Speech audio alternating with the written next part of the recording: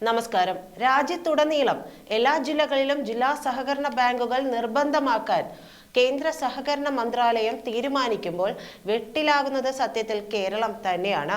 കേന്ദ്രമന്ത്രി അമിത്ഷായാണ് ഈ നിർദ്ദേശങ്ങൾക്ക് പിന്നിലുള്ളത്. സഹകരണ മേഖലയിൽ കേന്ദ്ര ഇടപെടൽ കൂടുതൽ സജീവമാക്കും. കരുവന്നൂർ അടക്കമുള്ള തട്ടിപ്പുകളുടെ പശ്ചാത്തലത്തിലാണ് ഈ തീരുമാനമെല്ലാം.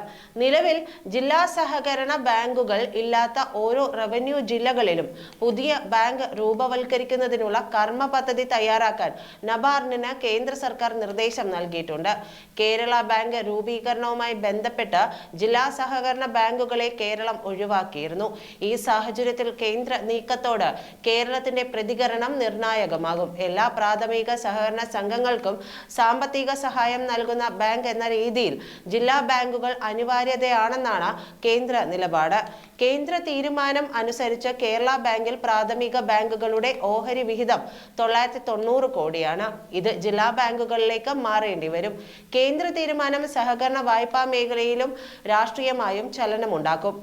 ജില്ലാ സഹകരണ ബാങ്കുകളെ സംസ്ഥാന സഹകരണ ബാങ്കിൽ ലയിപ്പിച്ച് കേരള ബാങ്ക് രൂപവൽക്കരിച്ചത്. മലപ്പുറം ജില്ലാ സഹകരണ ബാങ്ക് നിയമപരമായി പോരാടി. മലപ്പുറം ജില്ലാ സഹകരണ ബാങ്കിനെ നിയമ ഭേദഗതിയിലൂടെ നിർബന്ധിത ലയനത്തിന് വിധേയമാക്കുകയാണ് സർക്കാർ ചെയ്തത്. അതിനെതിരെയുള്ള കേസ് ഇപ്പോഴും കോടതിയിലുമാണ്. പുതിയ നീക്കത്തോടെ ഈ കേസും അതിനിർണായകമാകും. 2019 നവംബർ 29-നാണ് കേരള ബാങ്ക് നിലവിൽ വന്നത്.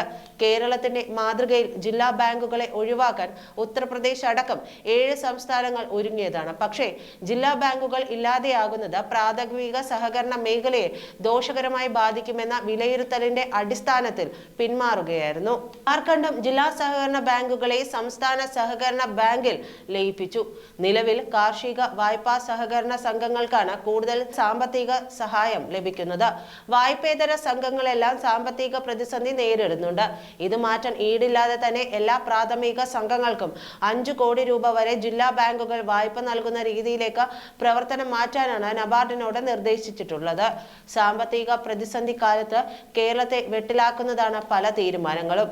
പുതിയ തീരുമാനത്തോടെ പ്രാഥമിക സഹകരണ ബാങ്കുകളാണ് കേരള ബാങ്കിലെ അംഗങ്ങൾ. ഇത് ജില്ലാ ബാങ്കിലേക്ക് മാറേണ്ടി വരും. നേരത്തെ ഉണ്ടായിരുന്ന ജില്ലാ ബാങ്കുകളുടെ ആസ്തികളെല്ലാം കേരള ബാങ്കിലേക്ക് മാറ്റിക്കഴിഞ്ഞു. ഇത് തിരിച്ചെടുക്കാനാവില്ല. പുതിയ ജില്ലാ ബാങ്കുകൾ സ്ഥാപിക്കുന്നതിന് പുതിയ മൂലധനവും അടിസ്ഥാന സൗകര്യവും കണ്ടെത്തണം. കേരള ബാങ്കിലെ നിക്ഷേപത്തിന്റെ 76% പ്രാഥമിക സംഘങ്ങളിലേതാണ്. ഇത് ജില്ലാ ബാങ്കുകളിലേക്ക് മാറ്റേണ്ടിയും വരും. ഇതെല്ലാം കേരള ബാങ്കിന്റെ അടിത്തറയെയും ബാധിക്കും. നന്ദി.